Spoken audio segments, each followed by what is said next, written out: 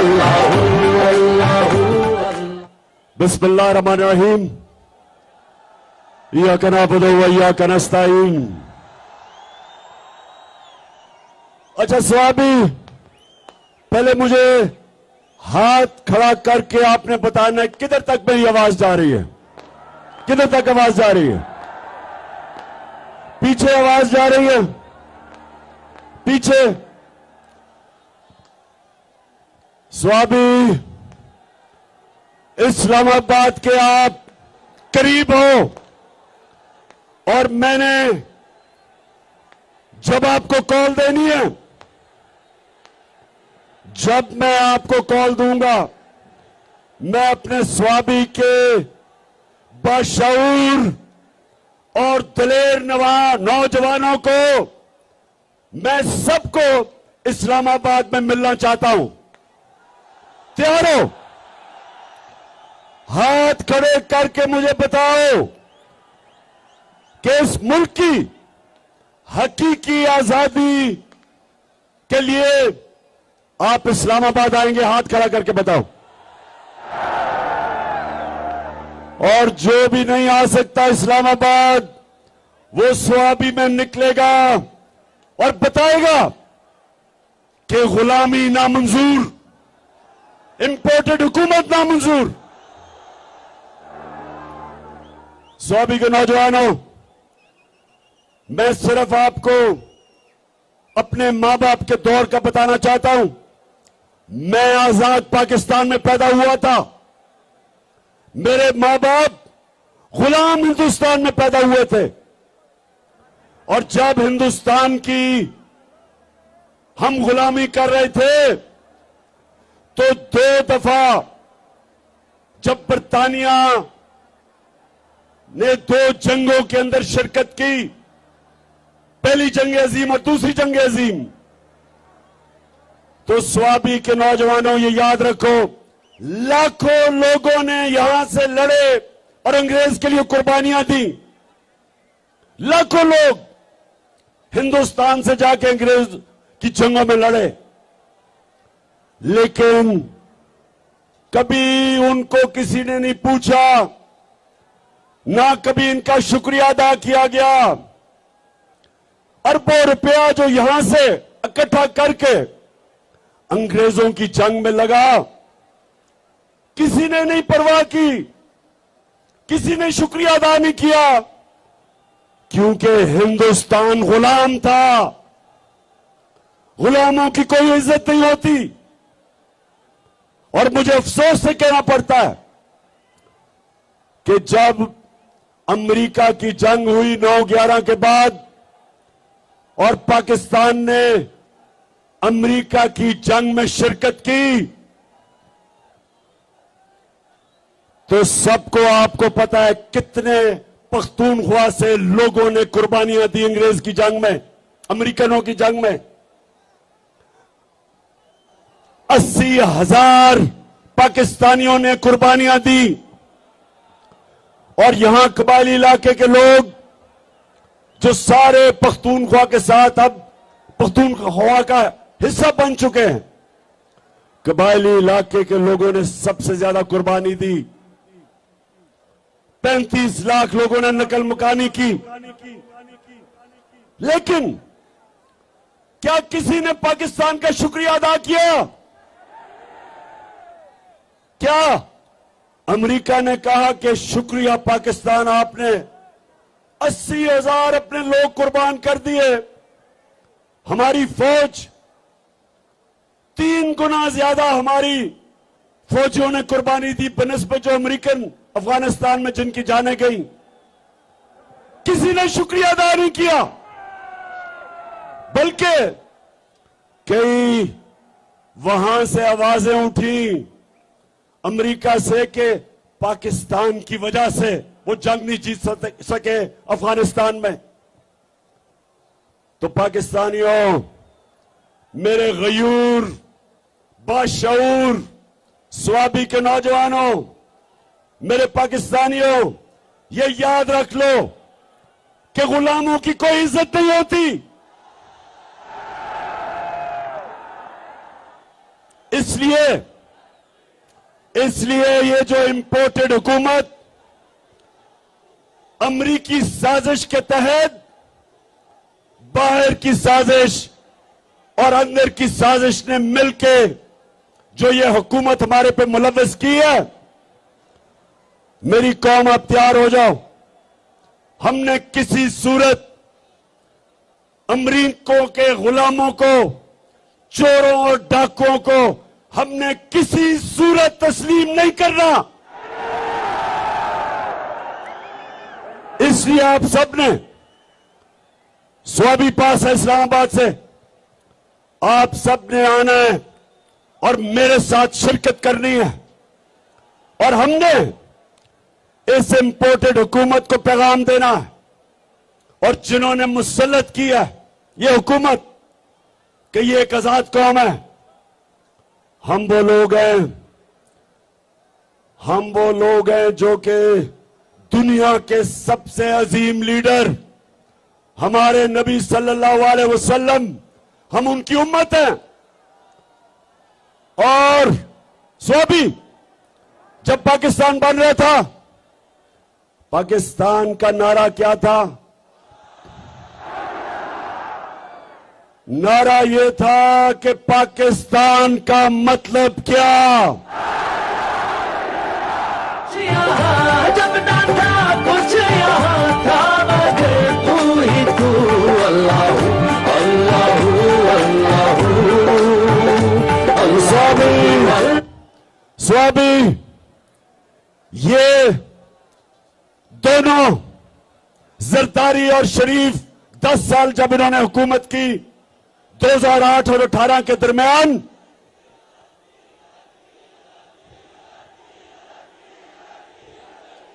और ठीक कह रहे हो, शुक्रिया याद कराने का, डीजल इनके साथ फिट हुआ था।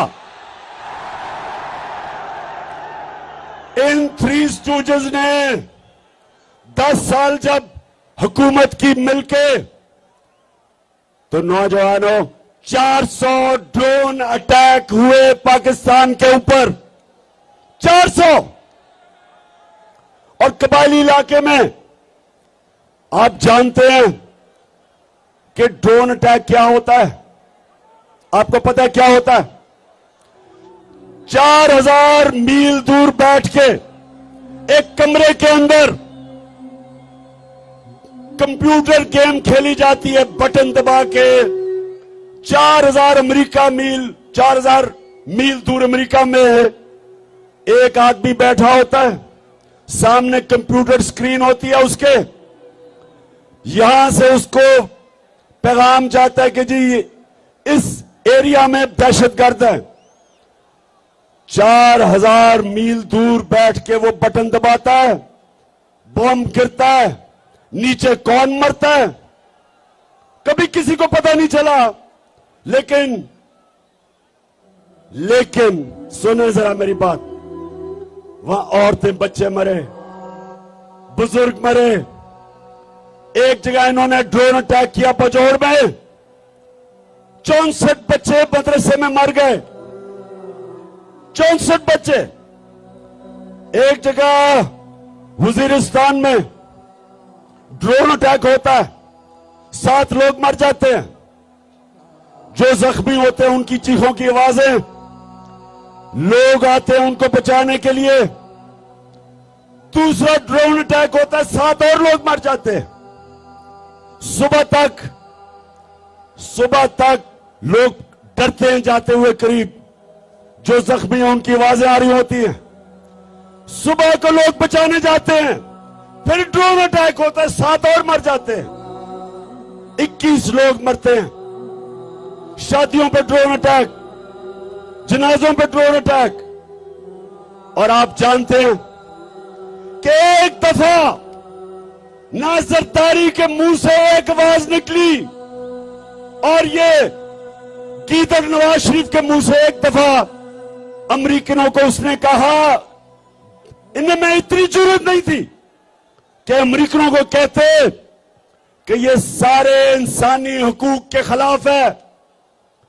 दुनिया का कोई कानून इजाजत नहीं देता कि आप फैसला करें मुजरिम कौन है और आप ही उसको कत्ल कर दें। जज, जूरी, एक्सिक्यूशनर, दुनिया का कोई कानून इजाजत नहीं देता, लेकिन इस मुल्क पे जिनके लिए हम जंग लड़ रहे थे, 400 ड्रोन अटैक हुए, एक दफा इन दोनों ने जुर्रत नहीं की अमेरिका को कहने के लिए कि क्या आप अपने मुल्क में दहशतगर्द के ऊपर ड्रोन अटैक करेंगे। जुर्रत ही इनमें क्या?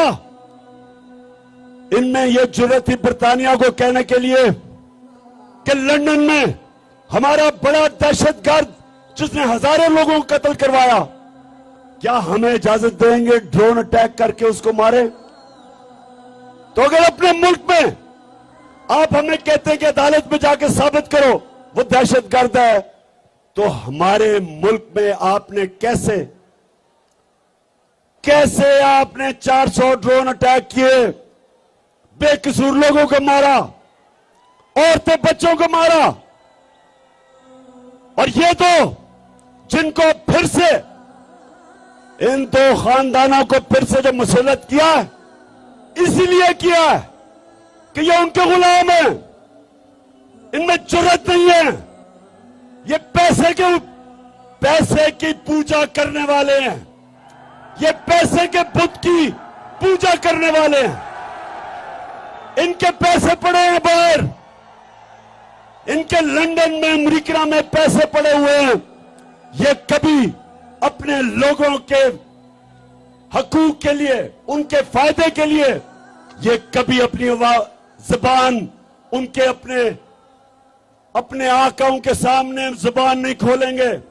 इसलिए इनको लेके आए हैं, इसलिए इनको पाकिस्तान पर मुसल्लत किया, क्योंकि इनको पता था कि इमरान खान ना इनको बेच देगा, ना यहां से उनकी किसी जंग में शिरकत करेगा, ना वो अपने मुल्क के मफादात को उनके लिए कुर्बान करेगा, अपने लोगों के फैसले करेगा, क्योंकि इमरान खान का जीना मरना पाकिस्तान में है।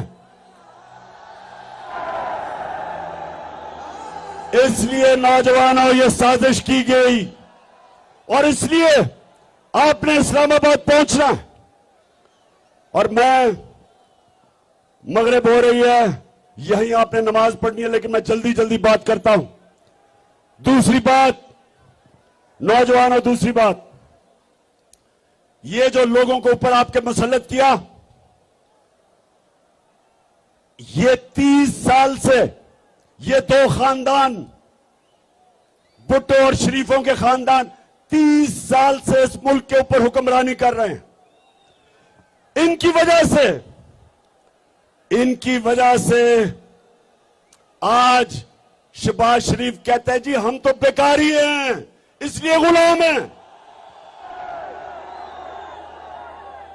और इनका एक और वजीर कहता है हम तो वेंटिलेटर पे हैं, हम तो अमेरिका की गुलामी करने पे मजबूर हैं। मेरे पाकिस्तानियों, ये आपके सामने ये वो लोग हैं जो दो बुतों की पूजा करते हैं, एक है बुत पैसे का और दूसरा बुत खौफ का।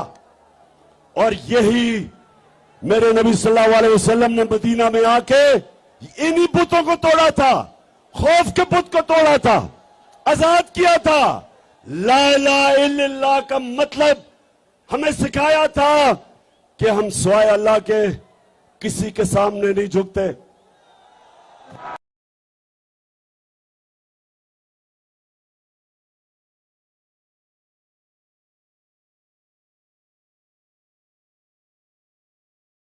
तो मेरे पाकिस्तानियों, हमारा जो नजरियाती लीडर इल्लामा इकबाल थे, उन्होंने तब ही कह दिया था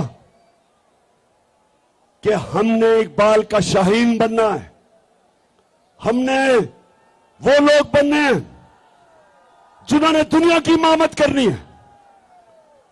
अल्लाह ने इंसान के हाथ में यह चीज छोड़ दी है कि वो या परवाज कर सकता है और वो या जमीन के ऊपर रेंग सकता है।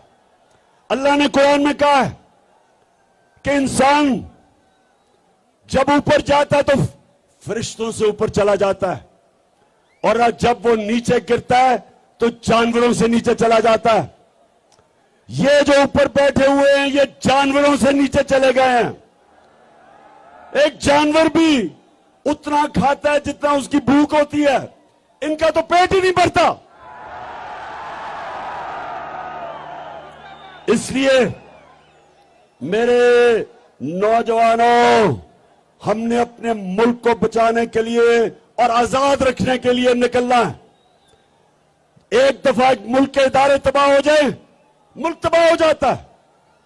जब चोर ऊपर बैठ जाएं, वो सबसे पहले मुल्क के इदारे तबाह करते हैं। FIA आज हमारी आंखों के सामने तबाह हो रहा है। 2 उनके ऑफिसर जिन्होंने बड़ी मेहनत से शहबाज शरीफ और इसके बेटों के ऊपर 24 अरब रुपए के करप्शन के केस, मनी लॉन्ड्रिंग, नौकरों के नाम पे, चपरासियों के नाम पे अरबों रुपया जो उन्होंने पकड़ा, एक हार्ट अटैक से मर चुका है, डॉक्टर रिजवान मर चुका है, और दूसरा उसको भी हार्ट अटैक हुआ जो दूसरा ऑफिसर था।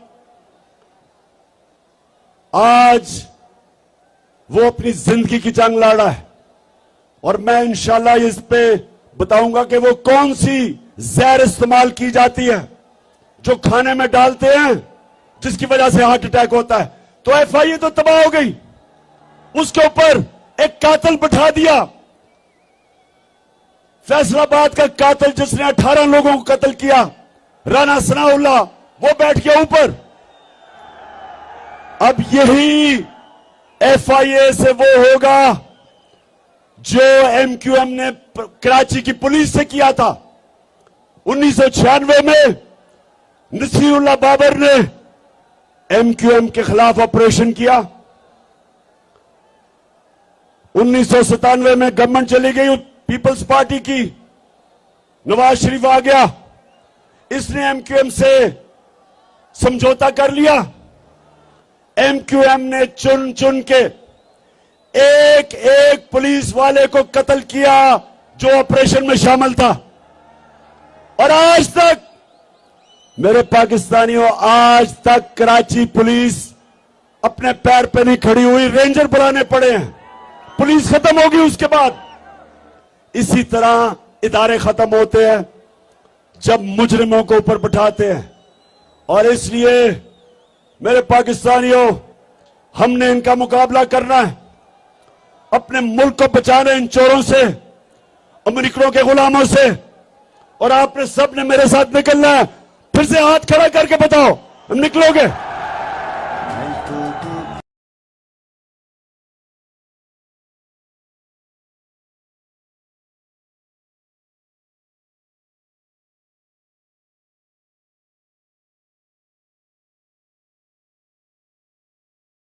मेरे पाकिस्तानियों, एक चीज याद रख लेना, कौम के ऊपर अटैक हो जाए, बमबारी हो जाए, जापान के ऊपर एटम बम गिर गया, कौम फिर भी खड़ी हो जाती है, अपने पैर पर फिर भी खड़ी हो जाती है।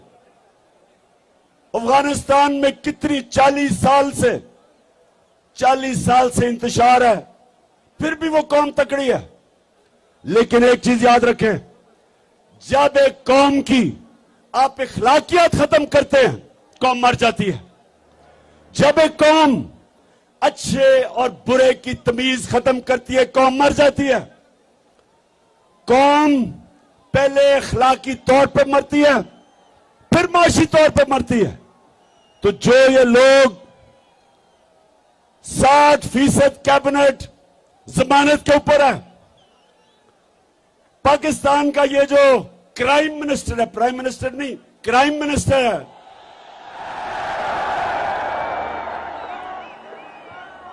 इसके ऊपर ये जमानत पे भी है, और इसके ऊपर और बेटे जो चीफ मिनिस्टर है, इनके ऊपर सिर्फ FIA में 24 अरब के केसेस हैं, नैब में अलग केसेस हैं। जो इसका भाई लंदन में बैठ के पाकिस्तान के फैसले कर रहा है, वो सजा याफ्ता है, मफरूर है, डाकू है, चोर है, झूठा है। उसकी बेटी जो तकरीरें करती फिर रही है और इसके पीछे रेंजर और इतना प्रोटोकॉल मिल रहा है, वो सजा याफ्ता है, जमानत पे है। तो जिस मुल्क में इस तरह के लोगों को बड़े बड़े ओहदों पे बिठा दिया जाए, उस मुल्क की अखलाकियात तबाह हो जाती है। कौन मेहनत करेगा? क्यों नौजवान 14 साल पढ़ाई करे, मेहनत सुबह से लेकर शाम तक मेहनत करे, जब चोरी में और करप्शन में पैसा बन जाता है, इससे कौमें तबाह होती हैं। चाइना जब उठा और आज दुनिया में सबसे तेजी से तरक्की कर रहा है, 450 वजीरों को उसने करप्शन में पकड़ा। पिछले 7 सालों में 450 वजीरों को करप्शन में पकड़ा। कोई कौम तरक्की नहीं कर सकती जब तक उसकी अखलाकियात ऊपर ना हो। इसलिए हमारे नबी सल्लल्लाहु अलैहि वसल्लम ने मदीना में अमर बिल मारूफ, उन्होंने अपनी कौम को कहा कि तुम हक और सच के साथ खड़े हो, तुम अच्छाई के साथ खड़े हो और बुराई और बातिल के खिलाफ जंग लड़ो। ये हुक्म है अल्लाह का, ये कुरान में है, अमर बिल मारूफ। इसके ऊपर एक माशरा खड़ा होता है। तो जब माशरे के बड़े बड़े ओहदे उसके बड़े बड़े मुल्क के मुजरिम ले ले, वो माशरे का कोई मुस्तकबिल नहीं है। इसलिए स्वाबी, आपने इस्लामाबाद पहुंचना है, आपने इस्लामाबाद पहुंचना है। ना आपने गर्मी देखनी है, ना आपने देखना है कि जनाब बारिश नहीं हुई, कोई फिक्र ना करें। हम दुनिया के सबसे अजीम लीडर मोहम्मद सल्लल्लाहु अलैहि वसल्लम के उम्मती हैं। हमें कोई खौफ नहीं है। अल्लाह कुरान में कहता है, जो लोग मान ले अल्लाह उनके खौफ दूर कर देता है। हमारे में कोई खौफ नहीं है। और हम इंशाअल्लाह इन चोरों को, इन गुलामों को, इनको इंशाअल्लाह कभी तस्लीम भी नहीं करेंगे। हम सिर्फ एक चीज चाहते हैं, इलेक्शन की डेट दो, इलेक्शन करवाओ, इलेक्शन करवाओ। हम चाहते हैं कि पाकिस्तान के लोग फैसला करें कि इस मुल्क की क़यादत कौन करेगा। हम कोई इंपोर्टेड हुकूमत को नहीं मानते। तो आखिर में मेरे स्वाबी के बाशऊर और दलेर नौजवानों,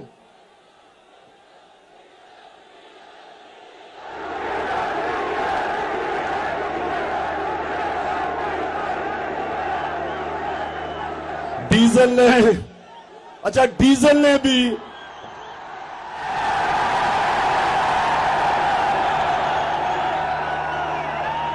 ने वो मिनिस्ट्री नहीं ली। हमने समझा जी बड़ा इस्लाम का ठेकेदार है, ये बड़ी अच्छी कोई वज़ीरत लेगा, कुछ लोगों को बताएगा इस्लाम के मुतालिक, कोई तालीम की वजारत लेगा। लेकिन उसने वजारत ली है सड़कों की, जिसमें पैसा बनता है, कमीशन बनती है। डीजल का भी, वैसे मैं डीजल का भी देख रहा हूं कि ये जो सारे इकट्ठे हो गए इमरान खान को हराने के लिए, इंशाअल्लाह इन सारों का इकट्ठा जनाजा निकलेगा। स्वामी, मैं फिर से आपके जुनून और आपके शऊर का आपका शुक्रिया भी अदा करता हूं, आपको खराज तहसीन पेश करता हूं। मैं यहां अपनी टीम, असद कैसर आपको और शराम तरक्की और आपकी फैमिली और मेरे बाकी सारे पुराने जब मैं शुरू में स्वाबी आता था तो छोटे छोटे बच्चे थे, आज सफेद बाल हो गए उनके। मैं आप सबको आज खिराज तहसीन पेश करता हूं कि आपने मेरे साथ इतनी ऊंच नीच में इतना मेरे साथ वक्त गुजारा। आप बुरे वक्त में भी मेरे साथ खड़े हुए।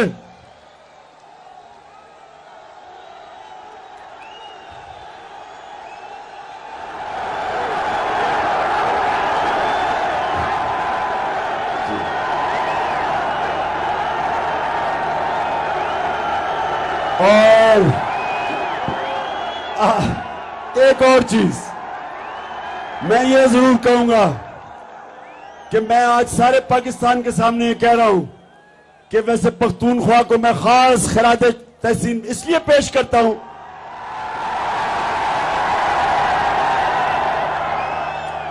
सारे पाकिस्तान में ये कह रहा हूं कि सारे पख्तूनख्वा में सिर्फ एक लोटा हुआ, एक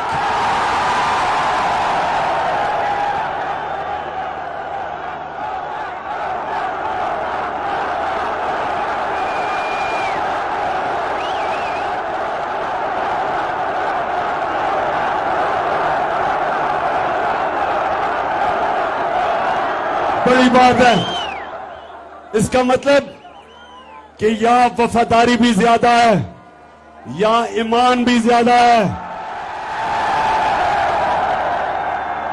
या माशाल्लाह आपकी अखलाकियात भी ज्यादा है। हालांकि कल